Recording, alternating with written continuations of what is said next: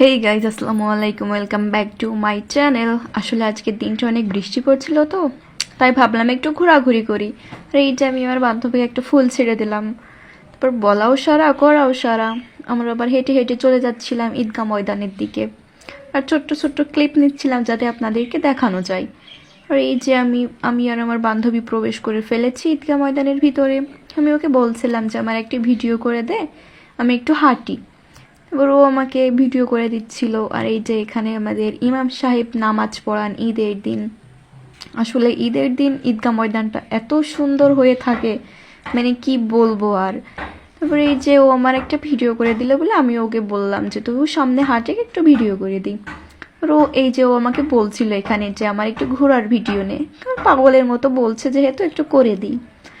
আসলে আমাদের ঈদগাহ ময়দানটা না অনেক সুন্দর।